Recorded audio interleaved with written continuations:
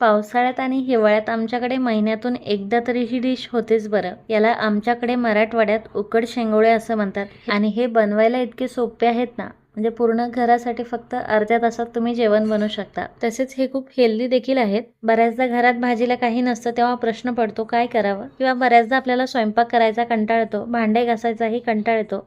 तेव्हा देखील तुम्ही हे झटपट तयार होणारे शेंगोळे बनवू शकता. याने तोंडाची चव तर वाढतेच, पण खूप झटपट देखील होतात हे. आणि हे लहान मुलं देखील खूप आवडीने खातात, कारण यात आपण एक सिक्रेट जिन्नस घालणार आहोत. तर लगेच आपण याची रेसिपी पाहूयात. तर उकड शेंगोळे बनवण्यासाठी मी 1 कप गव्हाचं पीठ घेतलेलं आहे.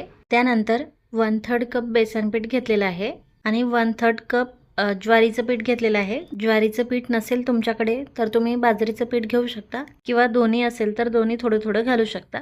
आता आपण वाटण बनवून घेऊयात. त्यासाठी मी 6 ते 7 हिरव्या मिरच्या घेतलेल्या आहे. 1 छोटा चमचा जिरे घेतलेले आहे. 10 ते 12 लसणाच्या पाकळ्या घेतलेल्या आहे. आता आपल्याला याचं जाडसर वाटण करून घ्यायचं आहे.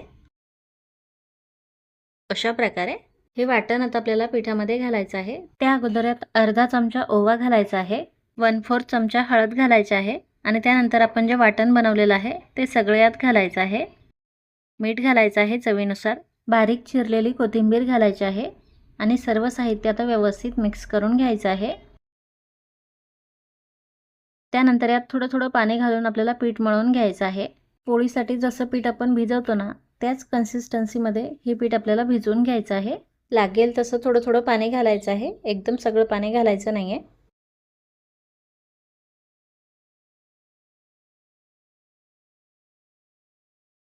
कणकेची कन्सिस्टन्सी तुम्ही पाहू शकाल. हे आता आपण थोडा वेळ साईडला ठेवूयात. तर लगेच गॅसवरती मी कढई ठेवलेली आहे. कढईमध्ये आपल्याला 1 ते 1.5 टेबलस्पून तेल घालायचं आहे. तेल व्यवस्थित गरम झालं की 1 चमचा मोहरी घालायची आहे. मोहरी व्यवस्थित तडतडली की 1 चमचा जिरे घालायचे आहे. जिरे देखील तेलामध्ये व्यवस्थित तळून घ्यायचे आहे. त्यानंतर बारीक चिरलेला लसूण घालायचा आहे. कढीपत्त्याची पानं घालायची आहे 15 ते 20. आणि आता लसणाला हलकासा गोल्डन कलर आला की हळद घालायची आहे, अगदी 1/4 चमचा.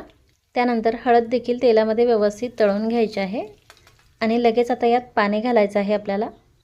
ह्या कपाने पीठ घेतलं होतं आपण, तर याच कपाने मी आता 3 कप पाणी घालते यात.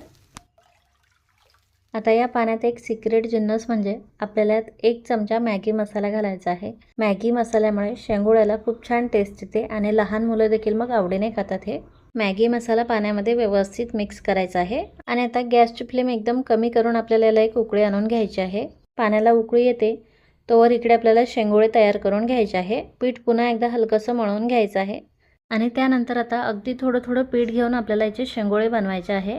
शेंगोळे आता तुम्ही लांब लांब बनवू शकता किंवा याला गोल आकार देऊ शकता. फक्त शेंगोळे बनवताना ते आपल्याला छान पातळ बनवायचे आहे, नाहीतर मग जाडसर शेंगोळे खायला चांगले लागत नाही आणि जाड शेंगोळे व्यवस्थित उकडत देखील नाही.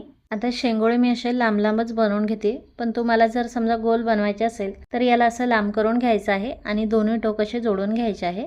अशा प्रकारे गोल शेंगोळे देखील तुम्ही तयार करून घेऊ शकता. पाण्याला उकळी येईपर्यंत सगळे शेंगोळे तयार होतात बरं, कारण हे खूप झटपट होतात. शेंगोळेचा आकार तुम्ही पाहू शकाल. असे छान पातळ पातळ शेंगोळे आपल्याला तयार करायचे आहे. तसेच पीठ जर थोडंसं पातळ झालं असेल आणि हाताला चिकटत असेल तर हाताला थोडंसं तेल लावून मग हे शेंगोळे तयार करून घ्यायचे आहे. आता सगळे शेंगोळे मी तयार करून घेतलेले आहे आणि हे खूप सोपे आहेत बरं बनवायला. लहान मुलं देखील अगदी सहज बनवू शकतात.